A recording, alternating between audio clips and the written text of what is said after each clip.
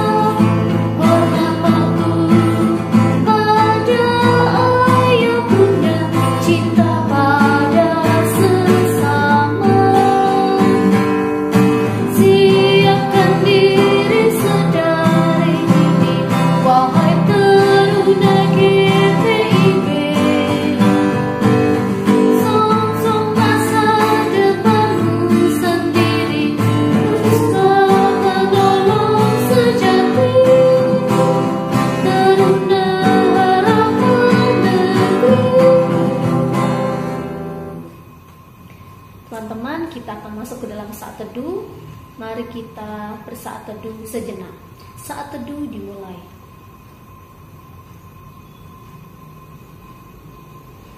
Saat teduh selesai. Segala puji dan syukur kami panjatkan hanya kehadirat-Mu Tuhan. Suci dan kuduskanlah kami agar boleh layak masuk ke tahta kerajaan. Sebab besar dan ajaib segala karyanya. Dialah Allah yang maha kuasa. Besar dan ajaib.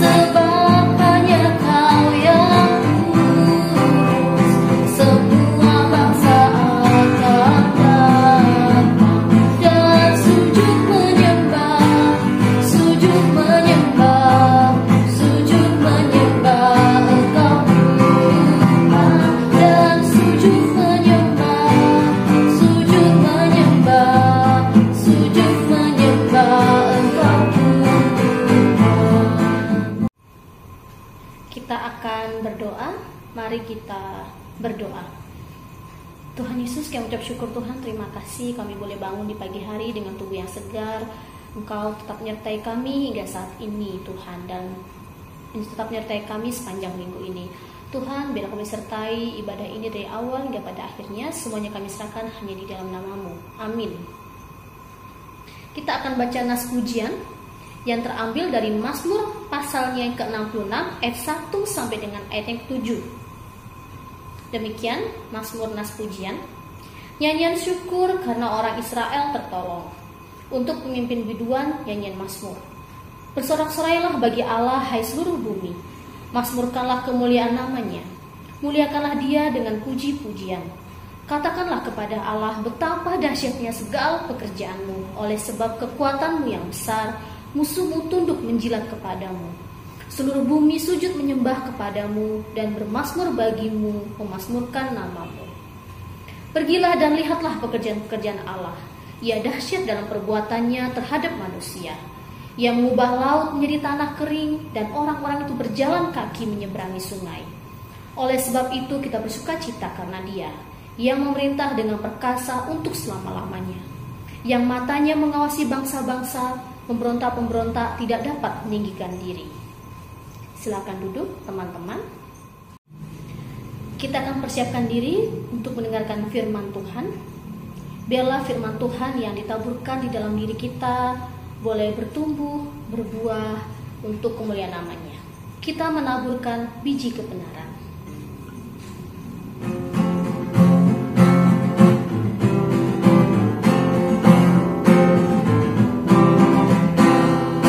Kita menaburkan biji kebenaran pada pagi hari, siang dan petang. Kita menantikan waktu penuaian, pasti ada hasil, hati pun senang. Mari kumpulkan, pasti ada hasil, hati pun senang. Mari kumpulkan, pasti ada hasil, hati pun senang. Taburkanlah dalam terang dan kegelapan, walaupun bertiup angin yang kencang. Kerja dan usaha akan digenapkan, pasti ada hasil, hati pun senang. Mari kumpulkan, pasti ada hasil, hati pun senang. Mari kumpulkan, pasti ada hasil, hati pun senang. Untuk pembacaan firman Tuhan dan firman Tuhan saya serahkan ke Kak Joshua Siregar. Dipersilahkan. Selamat pagi adik-adik, selamat hari Minggu. Salam sukacita bagi kita semua.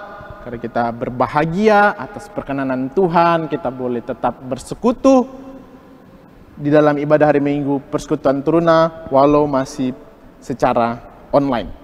Adik-adik dikasih Tuhan, pada pagi hari ini kita akan belajar bersama dari Kisah Para Rasul 19 ayatnya yang pertama hingga ayatnya yang ke-12 dengan tema apapun tantangannya teruslah memberitakan Injil. Adik-adik yang dikasih Tuhan, sebelum kita merenungkan firman Tuhan, mari kita berdoa. Ya Yesus, Sang Sumber kehidupan dan firman yang hidup, kami mohon baharuilah kehidupan kami melalui Roh Kudus-Mu. Ketika kami mau merenungkan firman Tuhan, terlebih lagi kami dapat melakukannya di dalam kehidupan kami hari lepas hari. Terima kasih ya Tuhan Yesus Kristus, di dalam nama-Mu kami berdoa. Amin. Adik-adik yang dikasih Tuhan, mari berdiri. Bersama-sama kita akan membaca bagian firman Tuhan pada pagi hari ini yang terambil dari Kisah Para Rasul 19 ayatnya yang pertama hingga ayatnya yang ke-12. Kisah Para Rasul 19 ayatnya yang pertama hingga ayatnya yang ke-12 yang menyatakan, Ketika Apolos masih di Korintus, Paulus sudah menjelajah daerah-daerah pedalaman dan tiba di Efesus.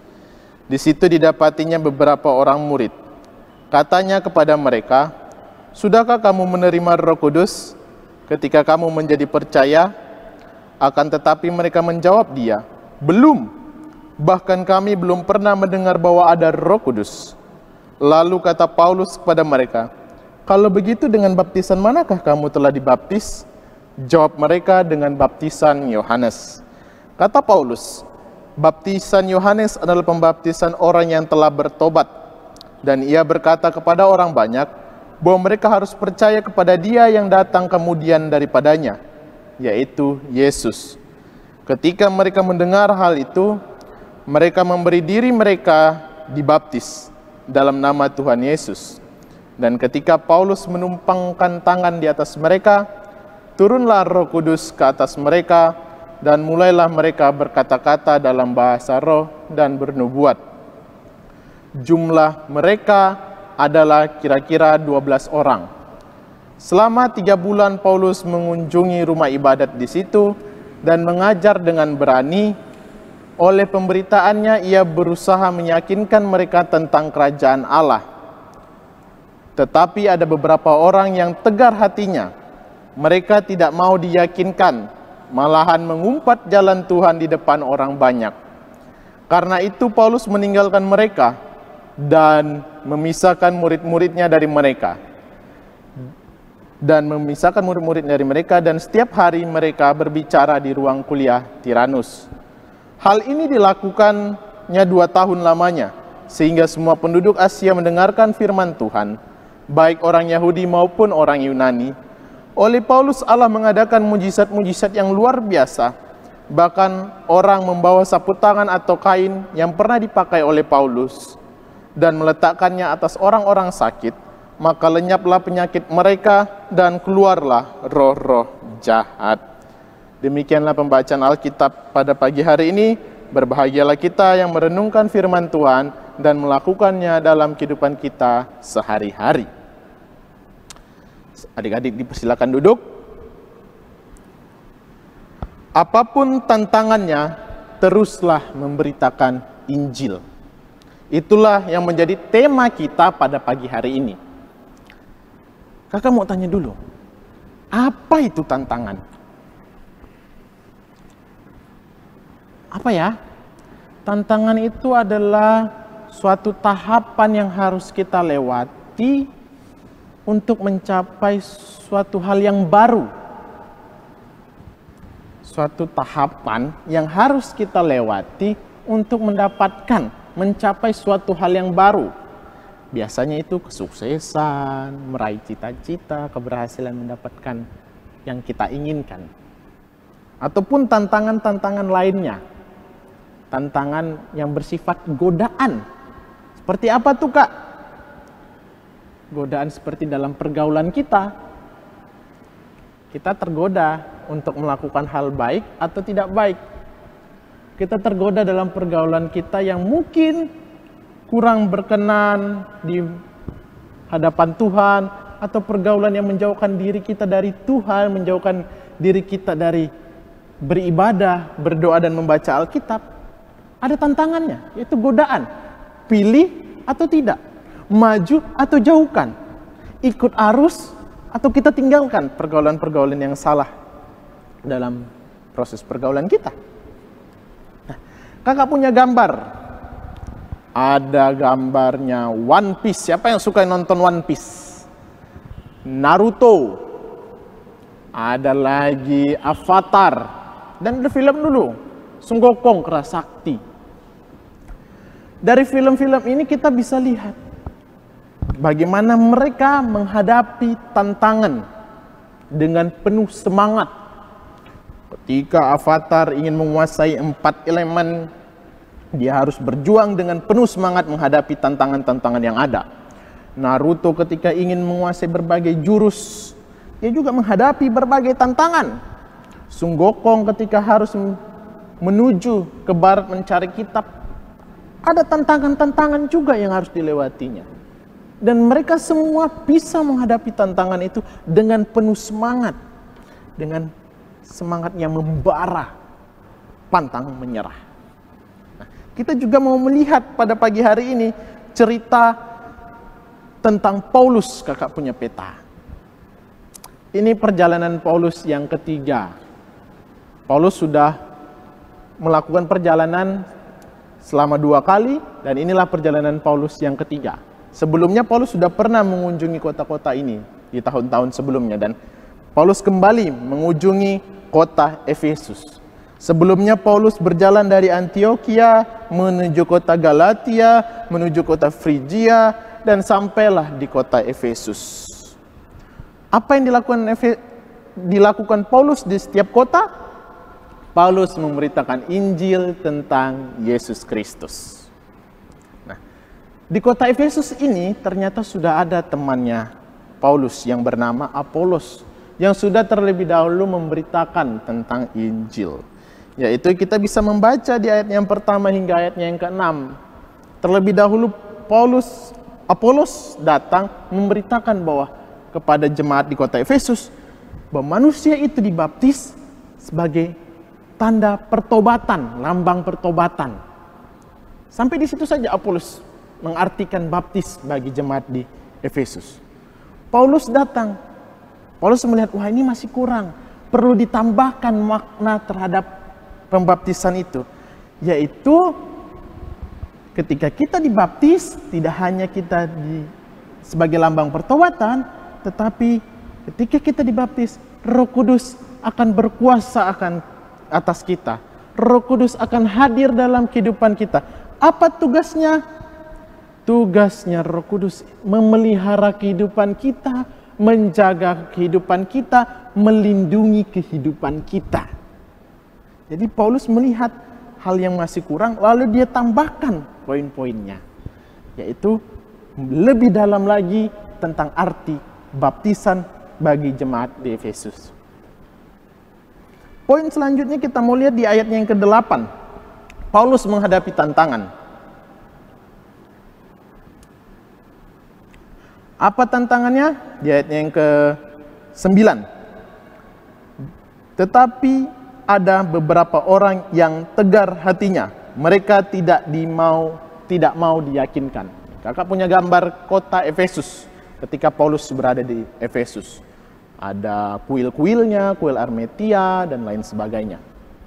Nah, kalau sekarang ini kota Efesus menjadi kota Turki. Kalau teman-teman, adik-adik, turuna-turuna belajar IPS atau belajar mata pelajaran yang lain, kota Turki, itulah dulunya kota Efesus. Dulunya kota Efesus. Adik-adik yang dikasih Tuhan, tantangan yang dihadapi Paulus adalah ia ditolak. Pengajaran yang disampaikannya tidak mau diterima oleh orang-orang pada zaman itu, oleh orang-orang Yahudi. Mereka tidak yakin apa yang Paulus katakan itu benar. Apa yang ketika Paulus menghadapi tantangan seperti itu, apa yang Paulus lakukan? Mundur atau maju? Menyerah, pulang kembali ke Antioquia, atau melanjutkan perjalanannya ke Roma atau ke Korintus, atau tetap bertahan di Efesus? Dan ternyata Paulus bertahan di Efesus. Di ayat yang 9 kita bisa lihat, ketika ia ditolak dia mengajar di sinagoga, ia pindah ke ruang kuliah Tiranus.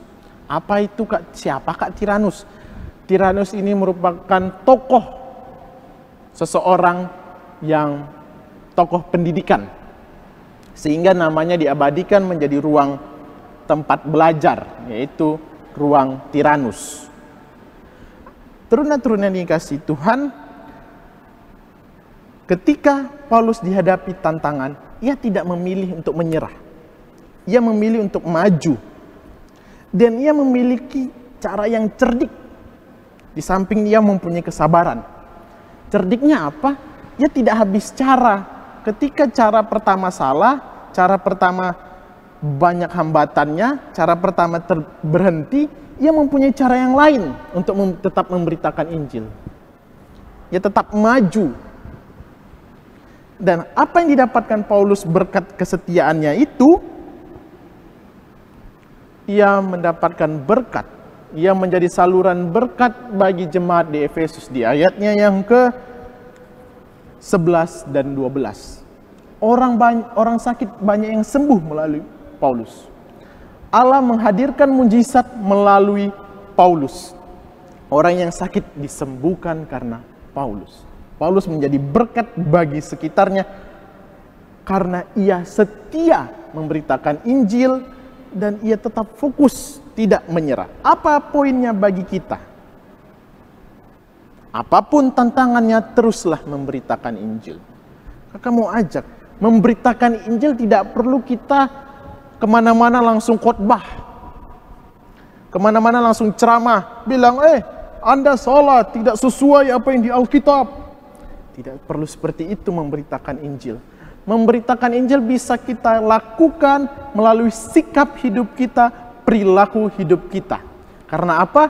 Karena kita surat Kristus yang terbuka. Artinya apa, Kak? Ketika kita menampilkan gaya hidup, tindakan hidup, sikap hidup, kita menampilkan siapa Tuhan kita. Disitulah kita memberitakan Kristus. Melalui sikap hidup kita, gaya hidup kita yang dilihat oleh banyak orang. Kalau gaya hidup kita jelek, orang akan melihat, oh iya, anak murid-muridnya Tuhan, turun-turuni Tuhan. Yesus Kristus turun-turunnya GPIB itu, yang coret-coret dinding di sana. Turun-turuni GPIB Siloam tuh, yang kemarin loncat pagar, bolos sekolah. Jadi, ketika kita diajak teruslah memberitakan Injil, kita tidak perlu harus jadi majelis dulu, jadi pendeta dulu. Tapi kita memberitakan melalui sikap hidup kita. Karena kita adalah surat Kristus yang terbuka. Hal ini juga berlaku bagi papa mama yang juga ikut menonton tayangan di YouTube ini. Bahwa kehidupan orang tua juga harus menunjukkan surat Kristus yang terbuka. Memberitakan Injil melalui sikap hidup papa mama di rumah. Bagi anak-anaknya menampilkan teladan. Dari pembacaan kita, bagaimana kita menghadapi tantangan? Ada 3 poinnya. Yang pertama, introspeksi diri. Kakak punya gambar introspeksi diri? Paulus melihat ada kekurangan dalam pengajaran Paulus tentang baptis. Ia menambahkan pemaknaan baptis bahwa ada Roh Kudus yang akan tercurah. Begitu juga kita lihat kekurangan diri kita apa. Oh, saya kurangnya ini. Oh, saya kurangnya ini. Ketika menghadapi tantangan, saya ini penakut. Bagaimana kita mengatasinya? Kita ubah sifat ketakutan kita, kita kalahkan sifat ketakutan kita untuk kita maju menghadapi tantangan itu. Poin yang selanjutnya ialah pantang menyerah. Kakak punya lihat ini. Anak-anak ini mau pergi sekolah saja harus melewati jalur yang sulit. Untuk mencapai pendidikan mereka harus melewati jembatan yang sangat-sangat berbahaya. Tapi apa yang mereka lakukan? Mereka tidak menyerah. Mereka punya semangat yang pantang menyerah seperti Paulus yang tidak menyerah ketika ditolak.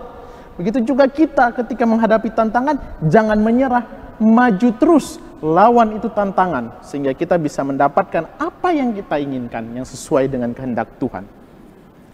Yang ketiga, kakak punya gambar lagi nih. Bagaimana caranya kita menghadapi tantangan?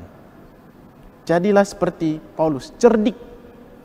Ketika ia ditolak di sinagoge, ia pindah ke ruang kuliah Tiranus. Ketika jalan ini tertutup, kita punya jalan yang lain. Ketika rencana A sudah gagal, kita punya rencana B. Jadi dalam menghadapi kehidupan kita, kita menyusun setiap rencana. Dan rencana-rencana itu tidak hanya satu. Kita siapkan beberapa rencana lainnya. Yang tentunya akan membuat kita tidak gampang menyerah ketika menghadapi tantangan. Ketika ada tantangan hadir, oh saya punya rencana lain. Bukan rencana lainnya mundur ya, tapi rencana lain yang tetap membawa kita untuk maju menghadapi tantangan itu. Dan percayalah, turun-turun yang dikasih Tuhan, seperti Paulus. Ketika kita punya semangat, pantang menyerah, ketika kita menghadapi berbagai tantangan untuk memberitakan Injil melalui sikap hidup kita sehari-hari, Tuhan akan menghadirkan berkat bagi kita seperti yang dilakukan Tuhan kepada Paulus. Paulus menjadi berkat bagi jemaat di Efesus, dan tentunya kita dapat juga menjadi berkat bagi orang-orang di sekitar kita, orang-orang di dalam rumah kita, bahkan di pergaulan kita. Tapi kakak punya catatan penting. Jangan kita bersikap seperti ini menjadi anak yang alim, menjadi anak yang patuh sama Tuhan hanya di dalam rumah. Di luar rumah kembali jadi anak berandalan. Oh jangan. Kemanapun kalian lakukan, tetaplah menjadi surat Kristus yang terbuka. Tidak hanya di dalam rumah, di luar rumah, di dalam pergaulan, tetaplah menjadi surat Kristus yang terbuka dengan terus memberitakan Injil melalui sikap hidup kita dalam pergaulan kita sehari-hari. Dan pada saat ini kakak layan turuna-turuni sudah masuk dalam proses pengurus dan pelayan yang baru. Mari kita doakan kakak-kakak layan kita untuk tetap semangat memberitakan Injil, melayani kita turuna-turuni apapun tantangannya. Tetap semangat, sadar kekurangan diri kita, pantang menyerah, dan kita mau punya rencana-rencana pilihan ketika menghadapi berbagai tantangan itu. Beri semangat kepada kakak layan kita, dukung mereka. Begitu juga orang tua yang ada di rumah. Dukung kakak-kakak layan ini yang masuk dalam kepengurusannya yang baru. Dan adik-adik yang dikasih Tuhan, di awal kakak tampilkan film-film yang biasa kita tonton di rumah. Mari kita belajar dari mereka ketika menghadapi tantangan itu. Apa yang mereka lakukan? Mereka menyerah? Tidak. Tapi mereka memelihara semangat yang luar biasa untuk mencapai kesuksesan, mencapai apa yang mereka inginkan. Mereka tidak gampang menyerah. Mereka tidak cepat puas dengan apa yang mereka miliki. Mereka selalu berjuang. Jadi ketika kita menonton film itu tidak hanya membuat kita terhibur, untuk kita tertawa dan memuaskan imajinasi kita. Tapi kita juga lihat dari film-film ini, kita mau belajar bahwa mereka punya semangat yang luar biasa ketika menghadapi berbagai tantangan. Biarlah segala kemuliaan hanya bagi Allah. Terpujilah Tuhan Yesus Kristus. Amin. Terima kasih untuk firman Tuhan yang telah disampaikan Kak Joshua. Biarlah firman Tuhan yang ditaburkan di dalam diri kita boleh bertumbuh, berbuah untuk kemuliaan namanya. Kita menaburkan biji kebenaran.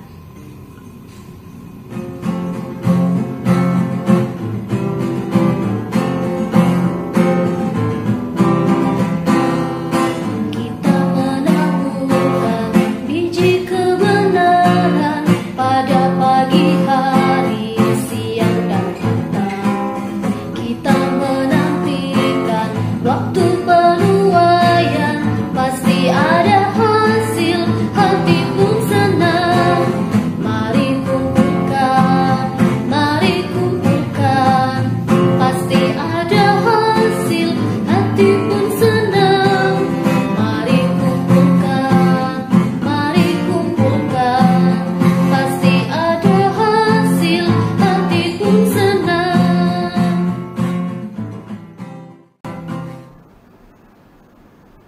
Adik-adik dikasih Tuhan, mari kita bersatu di dalam doa. Mari kita berdoa. Tuhan yang Maha Pengasih dan Penyayang, kami bersyukur bahwa kehidupan yang kami nikmati hingga saat ini atas kasih karunia Tuhan dan atas perkenanan Tuhan bagi kami, yang menghendaki kami untuk terus merasakan sukacita, merasakan berbagai hal di dalam kehidupan kami. Kami mau terus memohon perlindungan-Mu Tuhan dan bimbingan Roh Kudus-Mu, agar kami boleh terus dijaga dan dilindungi dalam setiap perjalanan kehidupan kami. Tantangan akan kami hadapi dalam perilaku kami, dalam pergaulan kami sehari-hari. Berkatilah kami ya Tuhan, agar kami tetap terus berjuang memberitakan Injil melalui sikap hidup kami, dengan mau menampilkan kehidupan anak-anak Tuhan di dalam pergaulan kami, di dalam rumah maupun di luar rumah. Kami menyerahkan untuk segala pergumulan kami dalam keluarga kami, usaha pekerjaan orang tua kami serahkan biar Tuhan yang menopang dan menguatkan setiap pribadi kami. Bagi kami yang sedang sakit, Tuhan jamah, Tuhan pulihkan agar kami boleh kembali sehat dan merasakan kehidupan yang diberkati oleh Tuhan.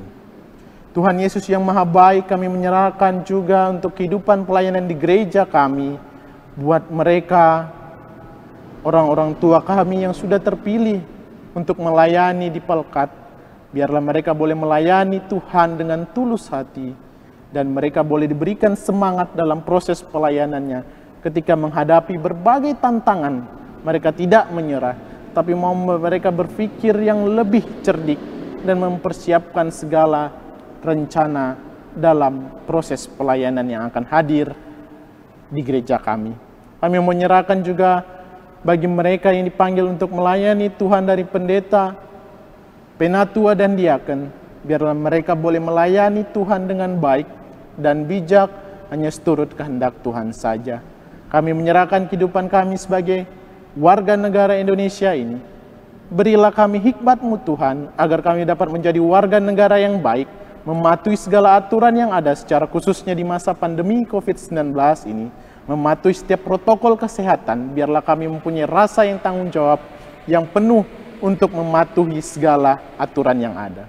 Terima kasih ya Tuhan, kami mohon ampun atas segala dosa yang kami lakukan, baik sengaja maupun tidak sengaja, dalam dosa pikiran, perkataan, dan perbuatan kami. Di dalam nama Tuhan Yesus Kristus kami telah berdoa, dan dengarkanlah doa kami yang kami alaskan di dalam nama Tuhan Yesus Kristus yang telah mengajar kami berdoa. Bapa kami yang di sorga, dikuduskanlah namamu, datanglah kerajaan-Mu, jadilah kehendak-Mu di bumi seperti di sorga. Berikanlah kami pada hari ini makanan kami yang secukupnya, dan ampunilah kesalahan kami seperti kami juga mengampuni orang yang bersalah kepada kami. Dan jangan membawa kami dalam pencobaan, tapi lepaskanlah kami daripada yang jahat.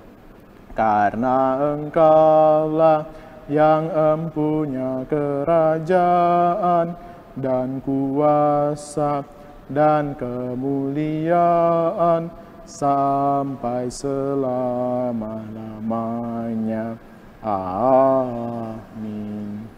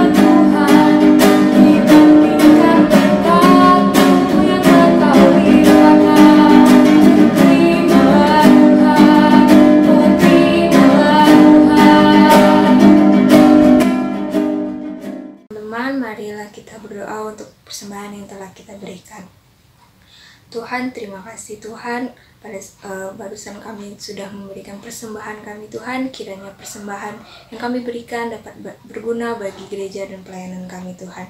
Ini doa kami Tuhan, hanya di dalam nama-Mu kami berdoa, amin. Untuk pengumuman, minggu depan tetap ada ibadah PT, namun tetap dilaksanakan secara daring atau online ya teman-teman. Ya, kita doakan semoga pandemi ini segera berlalu, tetap mengikuti protokol kesehatan, dan tentunya tetap semangat untuk beribadah dan tetap semangat untuk belajar dan berdoa. Kita akan menutup ibadah kita pada pagi hari ini. Mari kita bangkit berdiri semua. Dengan menyanyikan lagu dari Kidung Jemaat 426, kita harus membawa berita tentang kebenaran dan kasih dan damai yang menetap.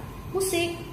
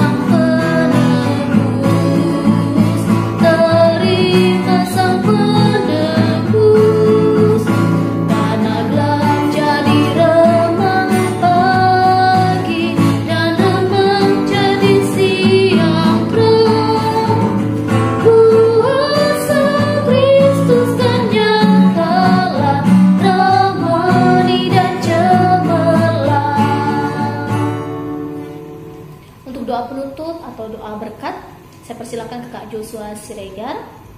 Dipersilahkan. Adik-adik yang dikasih Tuhan, mari berdiri. Kembalilah dalam pergaulan kita sehari-hari dengan mau terus memberitakan Injil melalui sikap hidup kita dengan penuh semangat. Dan mari kita berdoa.